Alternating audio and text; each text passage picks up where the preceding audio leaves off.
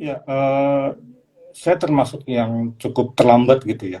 Saya tahu di luaran sana banyak sekali teman-teman satu industri yang sudah retire masih di usia 30-an sekian gitu ya. Saya baru 40-an baru retire. Karena memang saya nggak merencanakan pertama. Ya, jadi tiba-tiba aja tahun lalu itu em, apa namanya, kita pandemi lagi masih lumayan lumayan lagi puncak-puncaknya. Terus em, anak saya kebetulan diterima kuliah, kan ya, masuk kuliah, maksud saya masuk kuliah. Ya kebetulan anak cuma satu gitu kan, anak cuma satu. Eh, yang biasanya istri saya tuh nemenin anak saya tuh nemenin istri saya di rumah ketika saya bekerja, ya tiba-tiba kan jadi kehilangan karena sekarang kan harus ke Jogja gitu ya. Sekarang lagi di Jogja nih anaknya nih. Tiba-tiba istri saya sendirian di rumah. Jadi itu faktor satu. Mungkin bagi banyak orang ibu rumah tangga sendirian di rumah nggak ada masalah gitu ya. Tapi entah kenapa istri saya ngerasa kesepian dan pokoknya agak stres gitu ya, sampai apa namanya, sampai akhirnya dia punya stres itu sampai memicu lambungnya bermasalah gitulah. Kemudian saya juga masih punya ibu nih, kebetulan masih ada ibu yang sudah lumayan sepuh gitu ya, dan udah udah cukup lama mengidap diabetes, udah puluhan tahun ngidap diabetes, dan saya ngerasa selama ini saya nggak punya cukup waktu untuk bisa nemani beliau gitu kan. Dan pandemi ini benar-benar menyadarkan kita betapa pentingnya menjaga apa namanya, kesehatan gitu ya, menjaga apa namanya, mempererat hubungan silaturahim dengan keluarga, dengan teman, dengan semua orang. Nah, karena banyak sekali orang-orang terdekat kita di lingkaran terdekat kita kan sudah mendahului kita gitu ya. Tiba-tiba tersadarkan seperti itu. Uh, Dua hal itu yang paling memicu saya untuk ya gimana caranya supaya bisa meluangkan waktu lebih banyak untuk keluarga. Dan kebetulan pandemi juga saya termasuk yang cukup beruntung. Saya yakin juga banyak teman-teman yang kalau ngalamin ya di saham itu banyak sekali mengalami keuntungan yang cukup dahsyat gitu ya.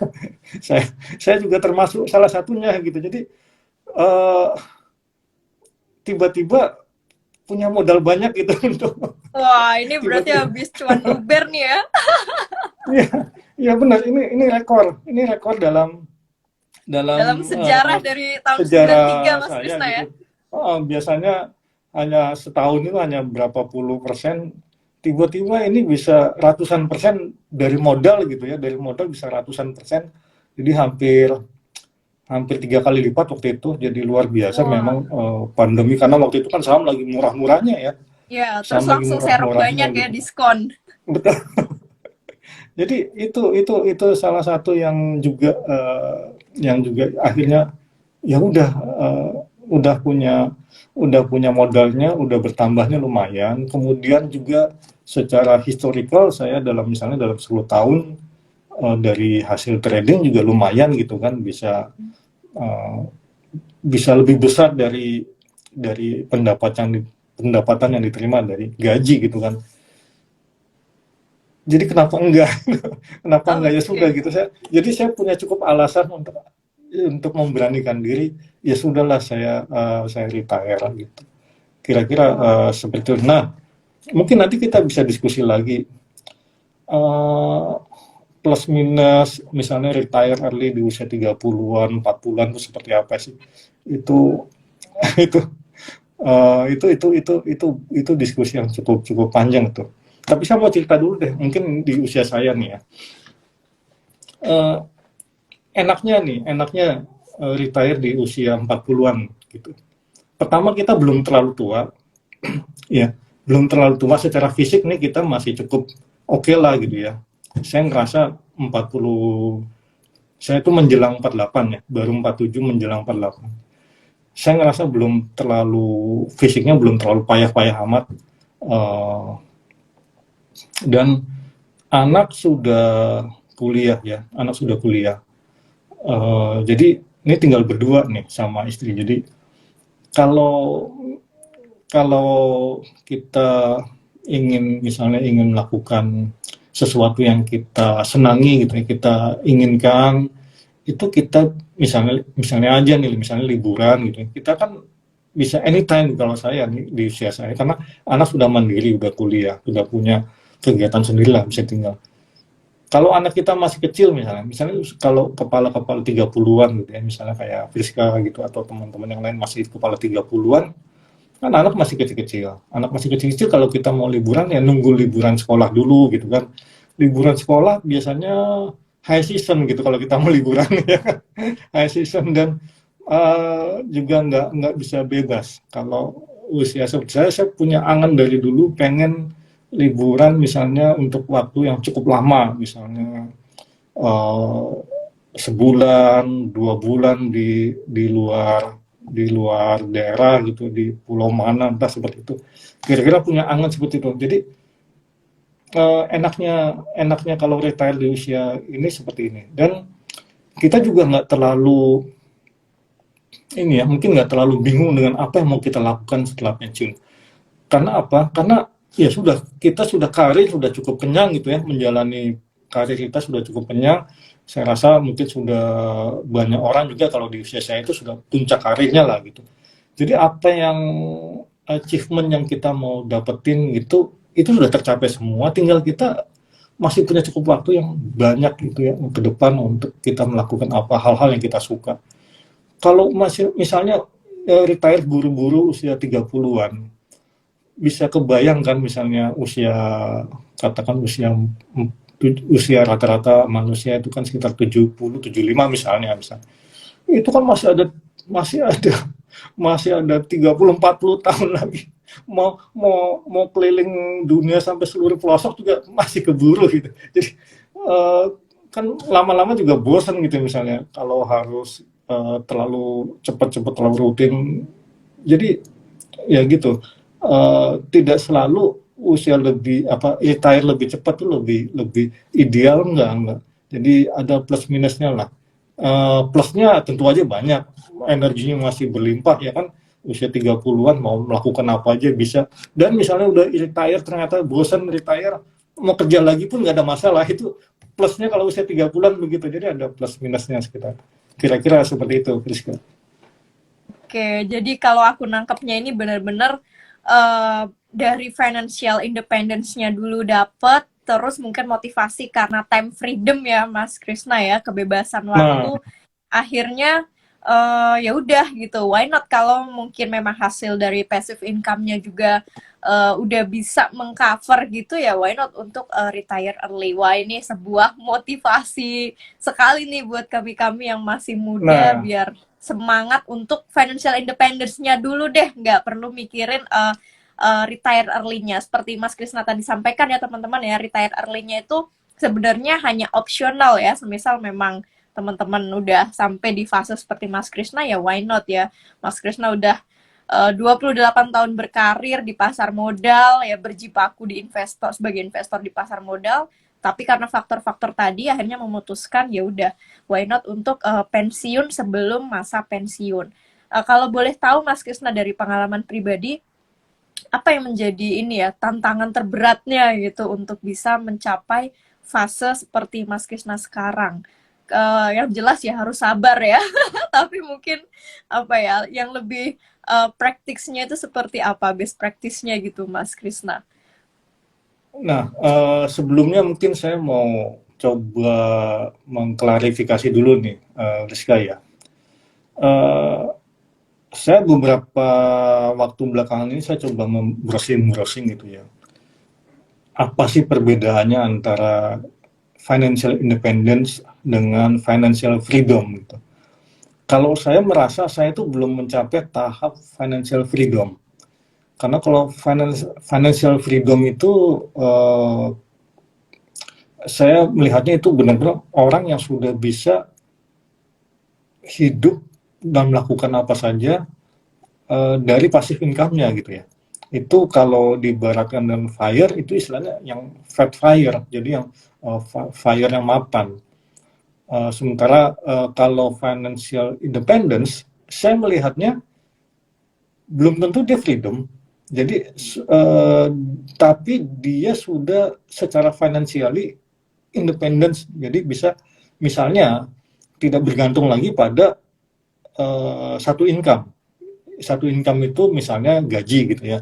Jadi misalnya dia harus retire atau harus terkena fire gitu ya, PHK atau apa, misalnya itu nggak ada masalah karena dia sudah tidak memiliki ketergantungan lagi dengan satu income. Jadi saya melihatnya seperti itu. Nah, saya termasuk diantara yang sebetulnya masih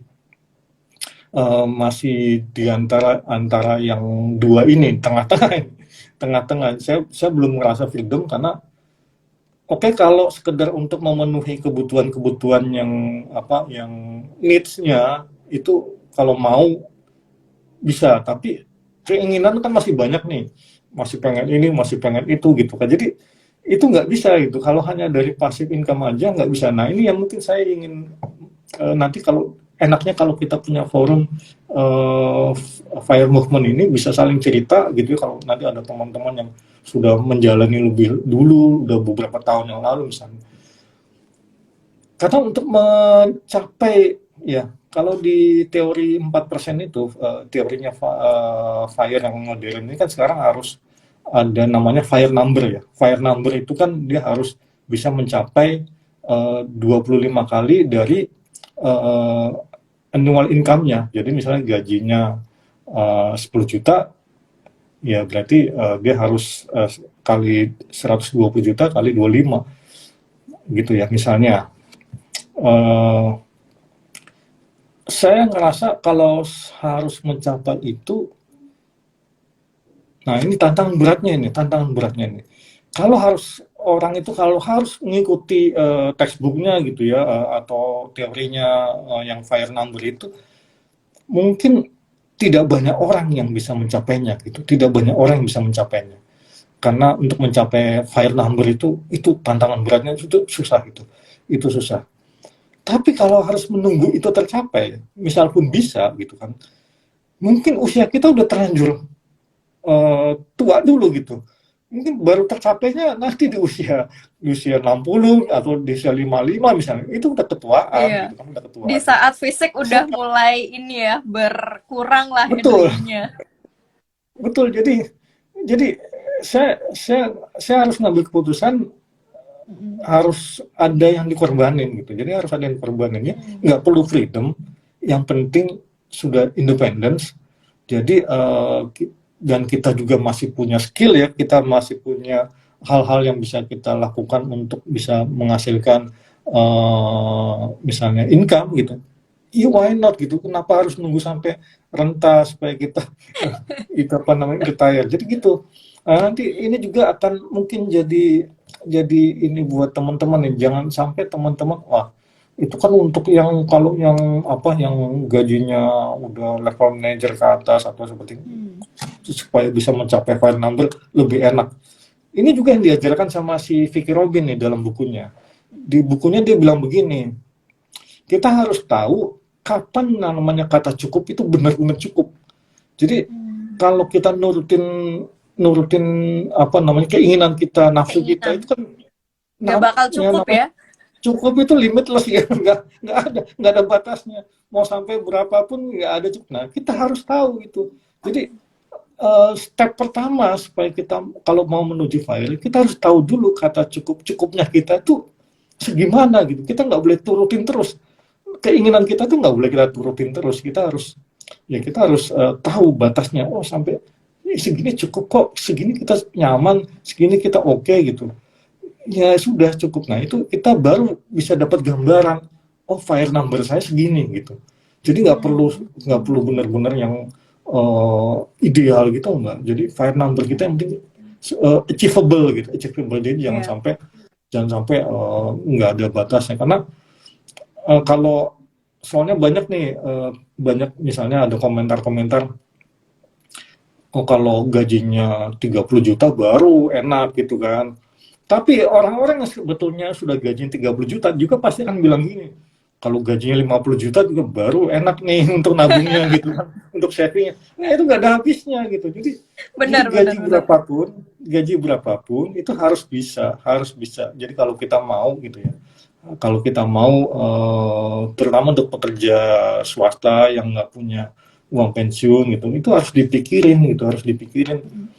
bagaimana caranya supaya di usia kita nanti masuk pensiun gitu ya, nggak harus retire 30, nggak harus retire 40, 50-an itu masih oke gitu ya. 50-an atau usia pensiun Normal. tradisional juga masih oke, nggak ada masalah, itu nggak ada masalah. Yang penting waktu kita benar-benar pensiun itu eh, apa namanya, sisa masa hidup kita itu sudah terjamin gitu. Jadi itu harus dipikirin nih sekarang.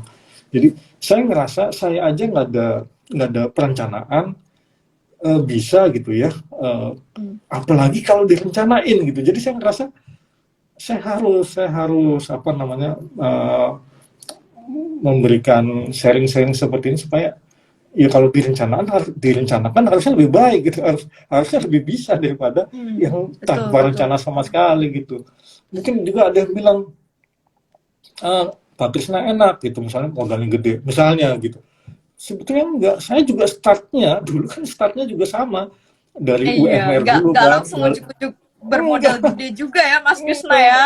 enggak. Kita Dari sama UMR mulai, dulu. maksudnya sama-sama mulai dari zaman mahasiswa, jadi ya tahulah Bener. sama-sama modal dari bawah.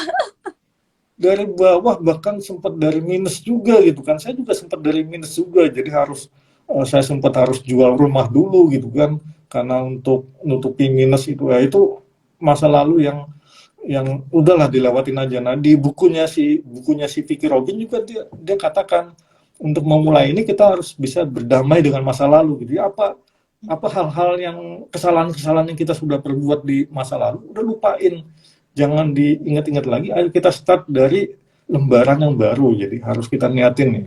Nah paling enak lagi kalau kita bisa berpasangan, punya pasangan yang sama-sama punya income gitu ya, sama-sama punya income dan sama-sama punya satu pemikiran ke depan, harus harus bisa pensiunnya harus bisa nyaman gitu.